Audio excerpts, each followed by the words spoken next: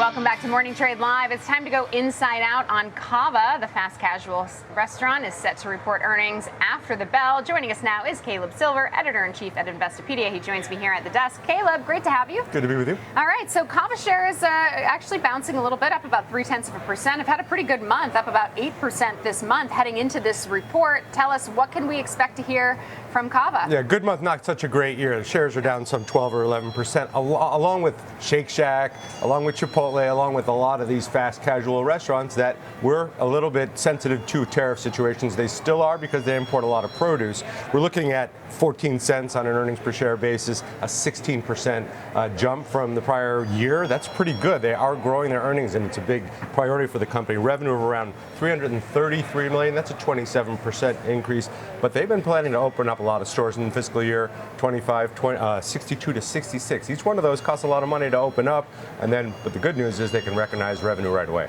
CAVA has seen really impressive same-store sales growth as well. Is that expected to continue? Yeah, same-store sales growth is kind of the bread and butter, pun intended, pita and tahini. I was going to say a pita or pita chips. Pita and tahini for restaurants like CAVA, because the margins are so razor thin. So you got to have same-store sales growth, and you have to be careful about the locations that you open in. These guys do a great job. These are three friends that grew up together, Greek Americans, from the age of 6. When they open restaurants, so they open it for free to the community for lunch and dinner on the days just before they open, but they make a big deal of it, and they make people feel pretty special with the loyalty card. Still, it's a razor thin margin business, and the more you open, the more revenue you can recognize, but the more expensive it is to keep opening those locations. So something to keep an eye on. And also, we've been there's a question mark around the consumer right now. The consumer continues to spend. They're being more choiceful about where they're spending their money. They're pulling back in some areas, but continuing to spend in others. So I think that how should we be thinking about the consumer right now as it relates to CAVA's earnings? Yeah, if you look at the ETFs that track discretionary spending, and I would put fast casual kind of in that bucket. We don't need it, but sometimes it's nice, or we go out for lunch around here.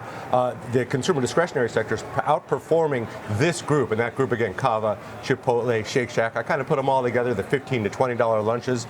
The question is the average ticket size dropping when consumers go in there? Are they dropping the protein? Are they getting the smaller size? Are they not getting the drink? Ticket size is super important for these restaurants because their costs are going up. They got to pass those along. But if we're cutting back on what we order every time we come up to the counter, that's going to hurt those same-store sales. We'll keep an eye on that. The restaurant-level profit margins for this industry are really where companies live and die, because if you can't make profit margins on each restaurant and you keep opening them, eventually you'll go out of business. It's interesting, though, because you talked about CAVA not having all that great of a year. We're also seeing Chipotle not having all that great of a year, although it is up this month. Chipotle is down 14% year to date, CAVA down 12%. Do we look at CAVA as a competitor chipping away at Chipotle's market share? In a way, because it's a similar type of experience, right? This is fresh food, good ingredients that people come in and grab or order and become loyalty members. At the same time, Chipotle was suffering because they did lose their CEO. When you lose the MVP, that kind of sets the company back a little bit. Then they had some issues. They are super subject to tariffs on produce, especially from Mexico, if you think about all the guacamole they serve over there. But also, I put them in the same bucket, and it's all about how much we're willing to spend every time we go in and how frequently you go in. People that would go twice a week, if they're cutting back to one, they're skipping the protein, that's going to bring that order size down. So you got to keep an eye on that. Also, this company's had a pretty good run since it went public. The valuation is pretty steep. It's an $11 billion company, but it's got $78 million in net income. Even Warren Buffett would tell you that doesn't feel right. A forward PE of 180. Okay, interesting. But if you actually take a look at the restaurant stocks that are performing best this year, it's the Brinkers and the Darden's and names that used to have a higher price point, but I think are luring customers in with some value deals that actually might be cheaper than buying a CAVA bowl. So how big of a threat are some of those chains to some of the fast casual chains like Chipotle and CAVA? If you can go in, you can sit, and you can get a 3 for me at Chili's that's really helping boost.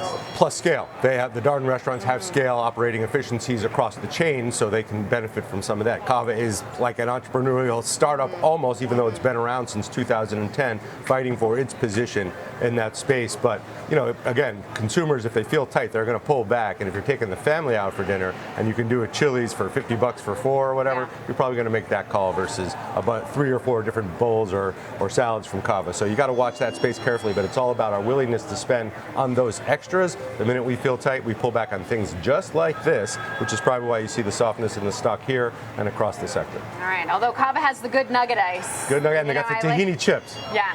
All right. Caleb Silver, thanks so much for getting us ready for CAVA earnings.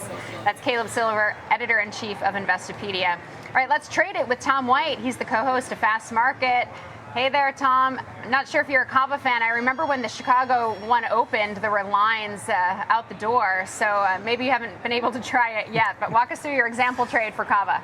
I have not been able to try it yet, but this has been a popular stock. It has pulled back over 40% from those all-time highs that we saw last November. Remember, this was a $170 to $70 stock at one point, but it's pulled back pretty significantly. Going into earnings, option market's pricing in about a plus or minus 9% move either way in the shares. So I looked at a strategy. If you're bullish on this name, you want to take advantage of the vol dispersion between what you're buying. You want a lower vol as opposed to what you're selling in the near term with that event risk that's due after the close. So I looked at a bullish call diagonal here. If you think this stock's going to go up, maybe that one standard deviation, where I'm going out to the May 23rd weekly cycle.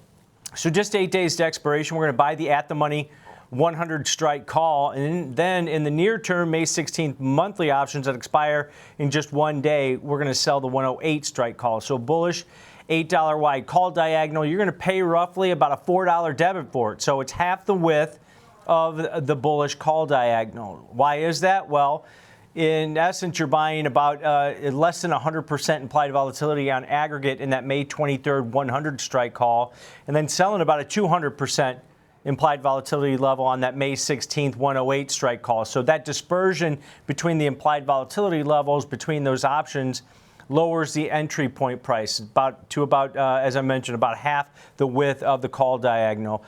So you've got $400 at risk on this one. Anything above 102 is going to be potential profitability on this one. So you do need, just less than 2% move to the upside to get above that break even.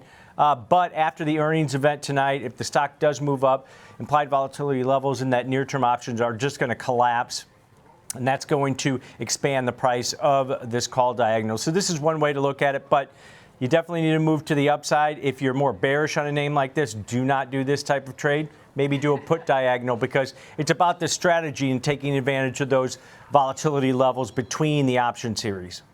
Okay, so a bullish near-term trade. I will say in the longer term, analysts seem pretty bullish on this name still, about 60% rated as a buy, median price target 114, so that implies about $14 upside from current levels. I know you also have an example trade for Chipotle. Chipotle under a little bit of pressure today, down about 0.7%, and like Caleb and I were talking about, another one under pressure this year, down about 14% year to date.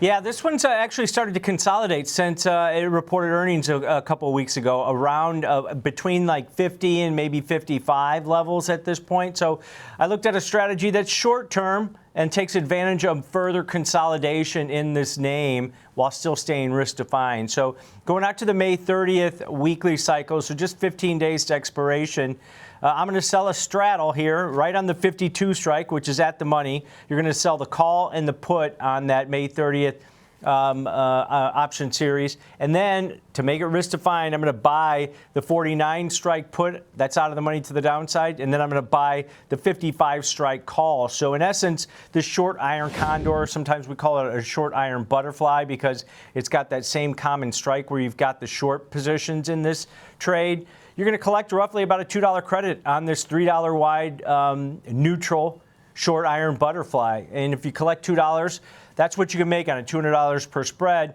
And you've got risk of $100. And that's either above 54 on the upside, that's a break even, or below 50 on the downside. So it kind of sets up with that tone that we've seen in Chipotle over the last couple of weeks here. We're starting to consolidate between, maybe 50 and 55 at this point. So this takes advantage of it. Time decay, or theta, is positive on this trade. So on a daily basis over the next 15 days into expiration, it's going to contract in price. But you definitely don't want it to stay between those break evens where you can buy it back cheaper. Okay. Smack dab in that range right now, trading just below 52. Tom White, thanks so much for your example trades.